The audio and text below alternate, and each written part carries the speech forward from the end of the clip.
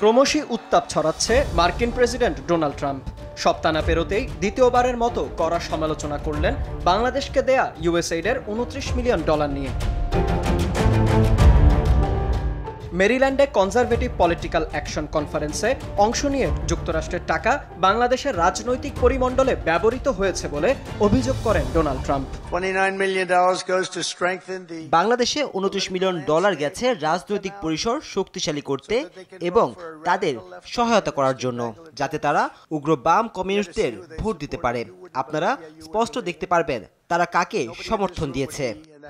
তবে যুক্তরাষ্ট্রের বিগত জো বাইডেন প্রশাসনকে সমালোচনার জন্য ট্রাম্প উগ্র বাম কমিউনিস্ট শব্দবন্ধ ব্যবহার করে থাকেন। যদিও বাংলাদেশে ইউএসএইডের বরাদ্দকৃত অর্থের বিষয়ে এর আগেও কথা বলেছেন মার্কিন প্রেসিডেন্ট ডোনাল্ড ট্রাম্প।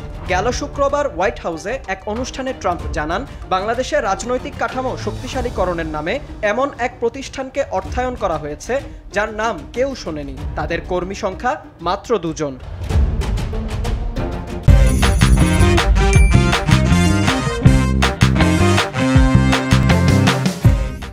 বাংলাদেশে এই $29 মিলিয়ন অর্থায়নের বিষয়টি প্রথম সামনে আসে 15 ফেব্রুয়ারি। সেদিন প্রেসিডেন্ট ট্রাম্পের অন্যতম উপদেষ্টা ইলন মাস্কের নেতৃত্বাধীন যুক্তরাষ্ট্রের সরকারি দক্ষতা বিষয়ক বিভাগ জানিয়েছিল, বাংলাদেশ ও ভারত সহ বিভিন্ন দেশে নানা প্রকল্পে ইউএসএইডের অর্থায়ন বাতিল করা হয়েছে। তাদের দেয়া তথ্য মতে বাংলাদেশের রাজনৈতিক পরিস্থিতি শক্তিশালী করার লক্ষ্যে নেয়া strengthening political landscape in Bangladesh শীর্ষক প্রকল্পে এই অর্থ দেয়া হয়েছিল।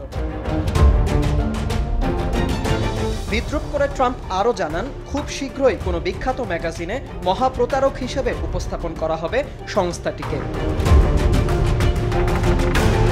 দলীয় ওই অনুষ্ঠানের বক্তব্যে যুক্তরাষ্ট্রের প্রেসিডেন্ট নির্বাচনে তার বিজয়, ইউক্রেন যুদ্ধ বন্ধে নেওয়া পদক্ষেপ, যুক্তরাষ্ট্রের সীমান্তে সামরিক উপস্থিতি এবং ওয়াশিংটনকে ডিপ স্টেট আমলাতন্ত্র থেকে বের করে আনার কথা উল্লেখ করেন ট্রাম্প। তার আবারও যুক্তরাষ্ট্রের প্রেসিডেন্ট পদে ফেরাকে কট্টরপন্থী গুপ্তচর, যুদ্ধবাজ ও দুর্নীতিপরায়ণ অশুভ চক্র থেকে পরিত্রাণ হিসেবেও উল্লেখ করেন তিনি। ইউএসএইডের বিরুদ্ধে ব্যবস্থা নেয়ার কথা উল্লেখ করে ডোনাল্ড ট্রাম্প বলেন, এ সংস্থার কর্মী উল্লেখযোগ্য সংখ্যায় কমানোর পাশাপাশি তাদের ওয়াশিংটনের দপ্তরও বেদখল হয়েছে। কাস্টমস অ্যান্ড বর্ডার প্রোটেকশন কর্মকর্তারা সেটা নিয়ে নিয়েছেন।